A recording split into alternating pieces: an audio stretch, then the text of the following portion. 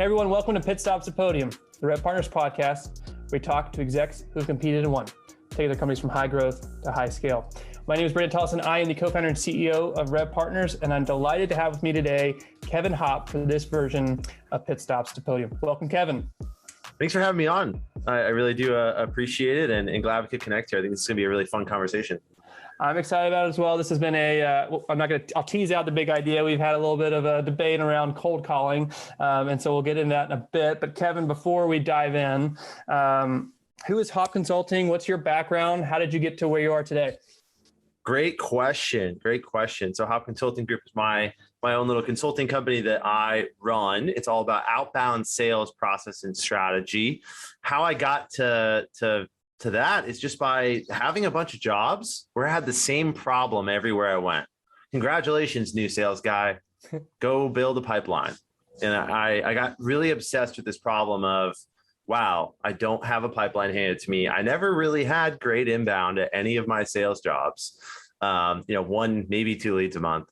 So I got very obsessed with the problem, and I'm a problem solver. So now Hopp Consulting Group exists to help companies that are not investing heavily in inbound or don't understand inbound or don't have that inbound funnel figured out, go get it. Outbound is about going and getting it and finding the right people that you want as customers. And that's what I do. Process, strategy, technology, and actual all the way down to tactical coaching of reps on the phone. Okay. Well, I want to dive into that further. But before we do that, we do have a tradition here at Pit Stops at Podium, and that's to get to know our guests outside of work. So what are 3 fun facts about you that our audience should know? 3 fun facts about me. Well, I guess we'll start off number 1. I'll wrap a few things into number 1. Number 1, I live in San Diego, which is pretty cool because I'm a golf freak. So living in San Diego is really cool if you like golf. I can play Torrey Pines for $30 in the summertime. So golfers everywhere right now are going, gosh, that guy's lucky. I know, it's a US Open golf course. I have played it more than 15 times. Fun fact number 2, I was born with 3 thumbs. Wow. So you see 2 thumbs today. I had a third one that grew off of my left hand here. People will literally know me for years and never notice, recognize anything. And that one time, they'll be like, yeah, what happened to your thumb? And I'll be like, and then of course, like, no, you're lying. Show me the picture. And I have the picture saved on my phone because I know that people are going to ask about it. And here's fun fact number 3. Now, what's more rare than a guy who was born with 3 thumbs? How about a guy that was born with 3 thumbs that married a girl who is a pediatric occupational hand therapist that specializes in dealing with kids that have hand injuries? The only kind of OT I ever went to in my entire life was a pediatric occupational hand therapist. And her father is a pediatric orthopedic surgeon who has done this exact surgery 3 different times. He did not do my surgery, but that's my question. I did not pick my wife that way. Believe it or not, that's a total coincidence, but man, we are thumb people. Oh, that's awesome. Well, I only know Torrey Pines from Tiger Woods golf video game. So I'm very jealous that you've been able to play that. And that's fascinating about your thumb. So thank you for sharing that. Totally. Well, Kevin, let's transition into the big idea. And you talked a little bit about what you do at Hopp Consulting, talking about how to do outbound effectively. And so I'd love to tease that out a little bit further and talking about really in this modern kind of go-to-market that you're seeing a lot of scale-ups try to employ. It's really interesting. It's cold calling really relevant when scaling up a revenue system. And we talk about demand gen being outbound plus inbound. So let's dive into that topic. So why that's, I know you kind of gave a little teaser in your opening about not inheriting a pipeline, but do you really see cold calling being effective at this point? Yeah. Cold calling is, I mean, the better question is having business level conversations with people who are not your customer, is that going to be relevant? Yeah, absolutely. The dirty little secret here is that if you're really trying to scale and you raise a lot of VC money, you're really trying to grow your company quickly, you can't do one without the other. Like, you need really good demand gen, and a really strong marketing inbound function will only help your outbound motion and vice versa. That's one of the points that I think we'll get to here is if you do outbound the right way, it actually builds as like a snowball in terms of people that will come back to you later, right? There's a way that a lot of people do outbound, which is spammy, terrible, and burns bridges everywhere they go. And that's not the way that I advocate for doing outbound or cold calling. Well, let's dive into our 3 topics. I think that will flesh out how to be effective at doing cold calling, to your point. There's a good way and a bad way. Let's start with the first, which really gets into the data, so the contact data. That's right. So help us understand that foundational piece, because if you don't have that right, you're not going to be successful at all.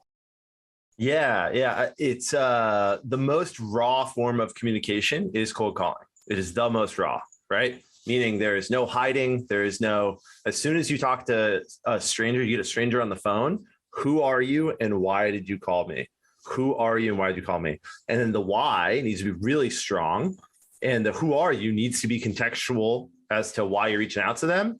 Otherwise, we're bad news bears, right? So if I call for Brendan and it's Stephanie, immediately there's no trust in that scenario, right? Like no one's ever going to trust you if you call and say, hey, is this Jackie's cell phone? No, it's not. This is Kevin's cell phone. Oh, well, do you want to buy my stuff? Do you want to take a meeting? No, you don't even know who I am. You don't even know who I am. So I'm a huge advocate for investing probably, and I guess the hot take here is invest more money and time into contact data than you probably are today. Now, here's what I call like the chain of decisions that I have seen again and again and again at venture-backed companies that I've worked with and consulted with. At this point, I've consulted with around 45 different companies in the last 4 years.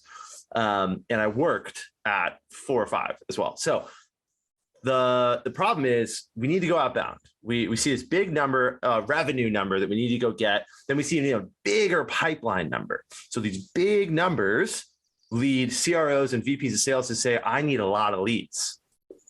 Now, when they say they need a lot of leads, they go talk to one of the big vendors, the ZoomInfo, the Dun & Bradstreet, the blah, blah, blah, blah, right? There's a bunch of these data vendors out there. The vendors sell the VP or the CRO what they want, which is big data. 3 million data points. Right. And the VP or the CRO makes a decision, yes, more is better.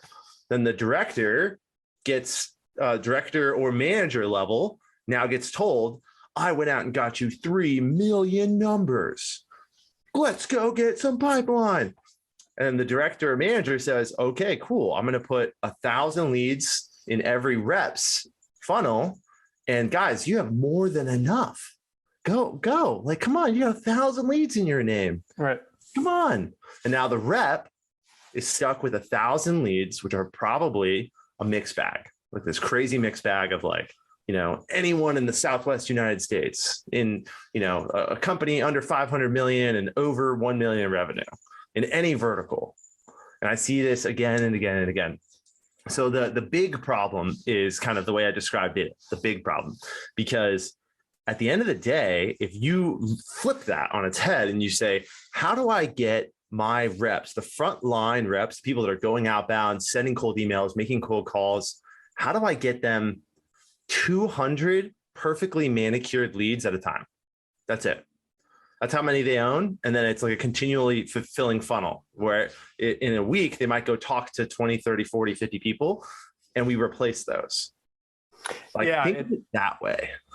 Yeah, I like that. It's that whole garbage in, garbage out kind of concept. And yep. Similar to what, Sangram, who's been on our podcast before, talked about account-based marketing, kind of coined that term in the marketing space. It's flipping the funnel, even on the outbound side of, less is more, high quality contacts versus this massive volume, because conversion rates naturally, it sounds like, will be higher if you're talking to the right people. So you talked a little bit about, Kevin, the data. We started talking a little bit about the tools. You mentioned ZoomInfo and DMB. How does tools play into this? Because if you're building out a team and you have all these contacts, you have to be able to organize that effectively and ultimately execute against the cold calling tactics. So let's talk through the tech stack a little bit. Totally. So the best analogy that I have for the tech stack, which, like the way that I've learned this is the more seasoned someone is, meaning the further away they have been from that frontline conversation, right? Like if you're talking to a CEO who hasn't made a cold call in 15, 20 years, but now he commands this big organization, he's got all that stuff. Like I've talked to a lot of guys like that, and they're like, well, we just can't afford the tech. We just can't. Like, no way. Like back in my day, we would just pick up the phone and all I had was the yellow pages in my phone. And I crushed my quota. Okay. All right. Well, so the way I explain the tech problem to them is, look, we got to get this boulder up the hill. Got to get the boulder up the hill. Now, the solution is let's get the boulder up the hill faster. Now, how can we do that? A lot of venture-backed companies say, I know how we'll get the boulder up the hill. We need 30 people pushing the boulder at once. Yeah, and in fact, I worked for a few companies where the answer to how do we get more pipeline was throw more people at it. More people. Let's have 15 BDRs, 20 BDRs. You got 20 BDRs making cold calls one at a time. That goes faster. Now, you can take 30 people to push the boulder up the hill, or you can get a boulder pushing machine and train less people how to use the boulder pushing machine. And then the activity of pushing the button on the boulder pushing machine still needs to get done. And it's actually a skilled job. There's skill involved with using a tech stack the right way. And it's something that a fundamental tenet of what I teach the sales reps that I consult with is you have to work the system. You got to work it, right? This is not a Tesla where you get in and your hands are off and it drives you all the way. Right. This is a lot closer to a muscle car that, hell yeah, it's going to get you from A to B, but you got to know how to work that clutch. You got to know how to do this. You got to know, don't RPM's too high here, blah, blah, blah. Right. So what that means is let's put technology in front of sales reps that enable one person to do way more. The answer there is automation, right? So sequencing is pretty much table stakes these days. When I first started in tech, sequencing wasn't really even a thing. Like outreach didn't exist, SalesLoft didn't exist. They're like the kind of big gorillas in the sequencing space, but there's a bunch of other tools that do sequencing. And my favorite tech stack in the world is a CRM with a sequencing tool on top of it to keep track all of your outbound motion in terms of activities. And then even level up one level deeper and get a dialer, an auto dialer, because an auto dialer is going to get past like the biggest problem today, which is our phones are working against us, right? Apple and Google are working against every single salesperson out there. It's harder than ever to land in an inbox, and it's harder than ever to get a phone to ring. So you got to use some tech to get through things faster. And that's the boulder pushing machine that enables you to do more with less. And technology is cheaper than people. Period. Yeah, I like that. Tech becomes the science behind it as well. So it's the multiplier in terms of the accelerator, to your point, but it also allows you to combine the art of what you described, those two questions that you need to be able to answer up front, but also have the tools that allow you to be effective at it. Let's transition to the last point. So we talked a little bit about the importance of data and the importance of tech to actually execute it. But then kind of going back to something you talked about earlier, how this all-bound strategy, when we think about demand gen, meaning inbound plus outbound, how do these actually not only support one another, but create that multiplier effect to your earlier point? Yeah. So I think if you train your reps to take inbound conversations should be super consultative. Hey, what prompted you to reach out? Now that's inbound, right? Now, the only difference between inbound and outbound, the conversation the rep's having, is that first 30 seconds of awkwardness, which is who are you and why are you calling, right? Now, what we need to do is build this like tough skin. And I think building this tough skin attitude of like rejection is part of this, and having a customer-centric selling approach to outbound sales, you actually create really good brand exposure experiences, like moments that your prospects will be like, oh yeah, I got that call that one time from the guy. He was super nice on the phone. And, he never said anything like, I would love to get you on a demo. He actually said things like, look, Stacy, I'm not sure if it makes sense for us to look at this, but other people that I've spoke to in your position have gotten these things out of sitting down with us. Well, I still don't want to take a call, right? If you talk about things the right way in a customer-centric, prospect-centric language, you build positive brand impressions, which actually leave a good taste in people's mouths as opposed to that, right? And part of my whole philosophy around cold calling is you fight the number one problem in cold calling. The number one problem in cold calling is the false negative, which is I call you, I say, hey, Brendan, how you doing? It's Kevin. And you say, hi, Kevin, who are you? Why are you calling me? And as soon as I say name my organization and who I am, you say, I'm not interested, and you hang up instantly. Yep. Now, a lot of reps will mark you as not interested in the CRM. And we probably will forget to reach out to your organization. It'll get, lost in the trash in the CRM for 3 to 6 months, where that's a false negative impression. They don't know who you are, how you serve your customers, the value you bring them. You did not have a business level conversation. That's what I call not a phone lead. Okay. That means Brendan doesn't like to take cold calls. It doesn't mean that we know what Brendan's company is doing to solve for this business challenge that we exist to serve, right? Yep. So the all-bound approach here is having a outbound prospect-centric approach about business problems and valuable solutions instead of, hey, Brendan, I would love to get you on a demo of our solutions. It's the last day of the month. Come on. Can you please accept the calendar invite for next Monday? Which a lot of reps do, that commission breath, desperate nature. If we can train them to be more relaxed, and by the way, one of the ways you help reps relax is you get rid of the phone ringing. When a phone's ringing, a rep's heart is like 120, 130 beats a minute. If we get rid of the phone ringing by using technology where we're pushing the button on the boulder machine and they're calmly ready for the next conversation, then they can build this very prospect-centric approach, which will lead to positive brand impressions, people coming inbound to you. Yeah, I like all that. I think the challenge on that is, or at least a commentary on that is, what's reward is repeated. And so when you think about, there's responsibility on the manager too. Like if you are telling the SDR or the AE, they are being measured on meetings, not only meetings, in outbound motion, meaning I guess you create an opportunity from a meeting. They're going to keep calling and they're going to call and a call and a call. But if it's to your point, that's prospect centric, then you probably have to change the way in which you track and measure performance. Because it's almost like what's happening in marketing too. There's a whole multi-touch attribution where it's not necessarily one thing that leads to that engagement, that there are all these different impressions as you described earlier. And so it's how do you as a management team from a sales perspective, not only acknowledge it, but then create systems by which to reward that. Yeah, it's an interesting challenge. At the end of the day, activity drives outcomes with outbound, right? It very much is. And this is part of the reason, I'm an ex high school football player. I coached high school football. Like I'm a very athletic minded, competitive guy. Ask any of my friends, I compete with them on literally everything. I'm into sports betting. I love sports betting.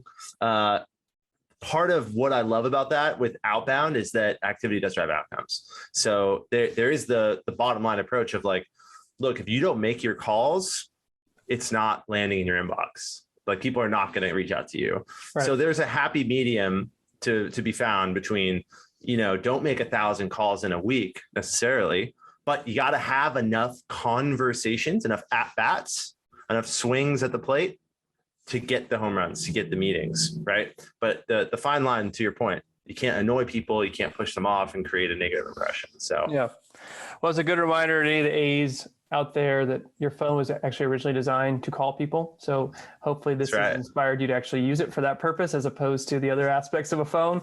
But Kevin, thank you so much for joining the podcast today.